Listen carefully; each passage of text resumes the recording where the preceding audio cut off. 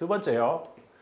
자, 앞에 나온 명사, 앞에 나온 대명사를 꾸밀 수도 있다는 겁니다. 이 처음 대명사. 그녀의 행동은 무엇이었다? 그것이었다.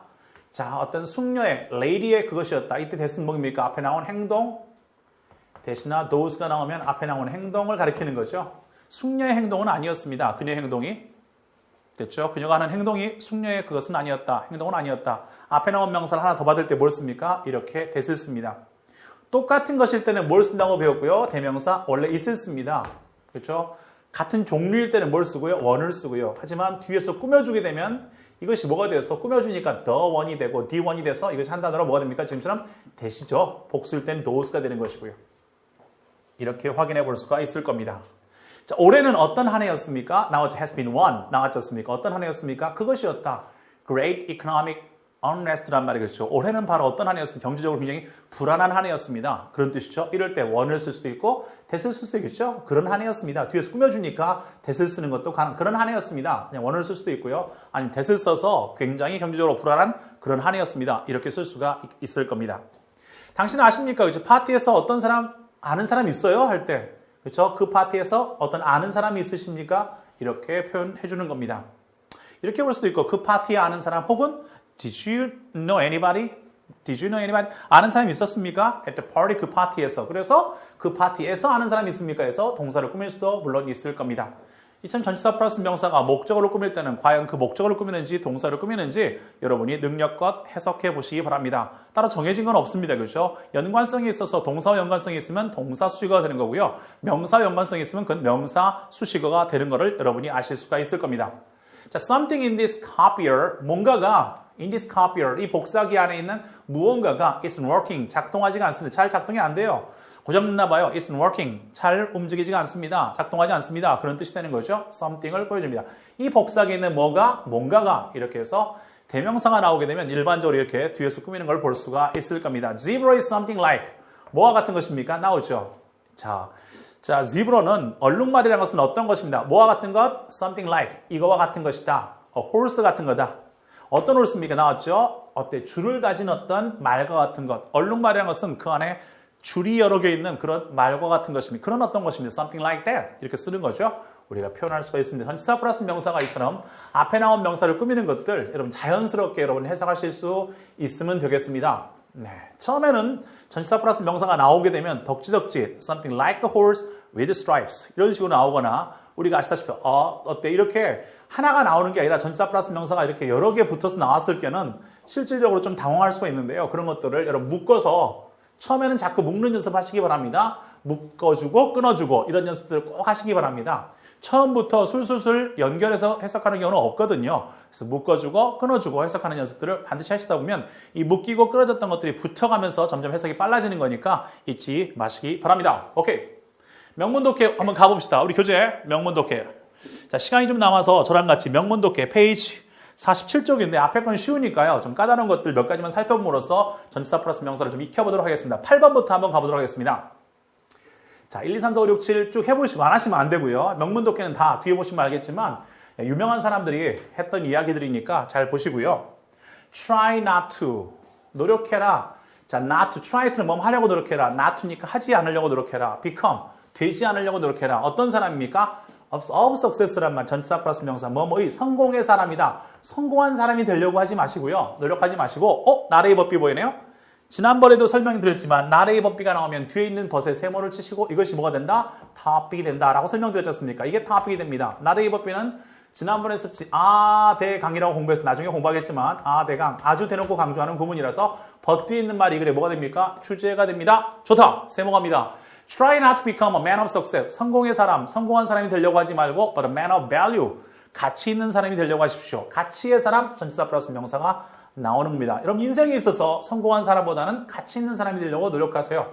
이런 뜻이죠. 나중에 왜 성공했습니까? 성공한 이유를 모르신 분들이 있거든요. 살아가면서 여러분이 어떤 힘든 일이 있었을 때 가장 중요한 것은 가치 있는 사람 그리고 어떤 일에 굴하지 않고 승리하는 사람이 되시기를 축원합니다. 자, 8번입니다. 9번. 전치사 플러스 명사는 이처럼 앞에 나온 명사를 꾸며준다는 사실을 여러분이 아실 수가 있을 테고요.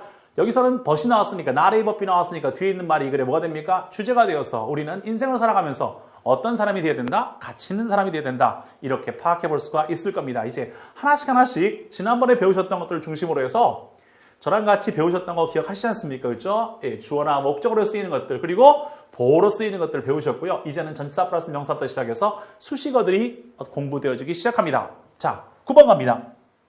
Nature has been for me. 자연은요, for me가 나왔어요. 그렇죠? 오케이, 전치사 플러스 명사인데요. 동사 뒤에 나왔네요. 동사 뒤에 나왔으면 이것은 명사를 꾸미진 않고 동사를 꾸미거든요. 이 아이는 나에게는 for가 이렇게 등장하면요. 무슨 뜻이 됩니까? for는 대상이 됩니다. 일반적으로. 대상이 되어서 여러분들 객관적으로는 어떤 대상이 되어주고요. 긍정적인 마인드에서는 for you, 너를 위하여 뜻도 있어요. 대하여, 위하여 뜻이 있는 것이 바로 무엇입니까? for입니다. 뭐뭐에 대하여 혹은 뭐뭐를 위하여 뜻이 있는 것이 보다 for라는 것을 여러분이 아실 수가 있을 겁니다. 무엇에 대하여 혹은 무엇을 위하여 할 때 뭘 씁니까? for를 쓰는 걸 확인하시기 바랍니다. Nature has been for me as long as I remember. 자, as long as I remember는 부사절이고요. 뭐뭐 하는 한, 내가 기억하는 한. 그렇죠? 자연이란 것은 나에게 있어서는 내가 기억하는 한, as long as나 as far as를 쓰면 나중에 배우시겠지만 부사절에서 충분히 공부하십니다만 as long as나 as far as는 뭐가 됩니까? 이것은 조건이 되죠. 뭐뭐 하는 한 뜻이 됩니다. 뭐뭐 하는 한, 내가 기억하는 한, as long as far as I know, 내가 아는 한, 이런 말 쓸 때 쓰는 표현이거든요. 자연은 어떻습니까? 내가 기억하는 한, 하나의 소스입니다. 무엇의 소스입니까? 전치사 플러스 명사가 등장합니다. of는 항상 뭐뭐의 뜻이라고 그랬으니까 위로, 위안의 어떤 소스가 되고요. 혹은 inspiration, 영감의 소스가 되어지고요. 또는 어떻습니까? adventure, 모험의 소스가 되어지고요. delight, 즐거움의 소스가 되는 것이 바로 무엇입니까? 바로 자연입니다. 라고 설명합니다. 로레인 앤더슨이 어떻습니까? 했던 말인데요. 그렇죠? 여러분들 잘 보시면 우리 해석도 중요하지만 어떤 느낌을 영어를 통해서 여러분이 영어는 언어이고 언어를 통해서 어떤 느낌을 찾아가는 것도 굉장히 중요합니다. 그래서 유명한 사람이 했던 말들을 통해서 조금 더 영어를 느끼시고 공부하셨으면 좋겠습니다. 어쨌든 전치사 플러스 명사 어떤 소스라고요? 위로의 소스가 되고 inspiration, 영감의 소스가 되고 나에게 어떤 모험의 소스가 되고 delight, 즐거움의 소스가 된다는 겁니다. 좋습니다. 10번 갑니다. Interpretation of dreams is the royal road. 자, interpretation 나옵니다. 해석, 무엇의 해석? 우리의 꿈을 해석하는 것은요. It's the royal road입니다. 왕도라고 그래요. 왕도란 말을 씁니다. royal road란 말이. 자, 뭐 배우면은 왕도가 없다 이런 말 쓰는데 왕도는 뭡니까? 여러분들 royal road란 것은 왕도라고 하는 것은 알잖아요. 왕은 어떻게 되는 겁니까? 쿠데타를 해서 되는 게 아니지 않습니까? 그렇죠? 물론 되신 분도 가끔 계시지만 일반적으로 왕은 어떻습니까? 아버지가 왕이면 왕이 되는 겁니다. 그러니까 가장 빠르고 정확한 길을 로얄 로드라고 합니다. 본인이 노력할 필요가 없어요. 왕은 일단 어떻습니까? 큰 이변이 없는 한 아빠가 왕이면 왕이 되는 겁니다. 그래서 배우면은 뭐가 없다? 왕도가 없다. 저절로 되는 게 없다는 겁니다.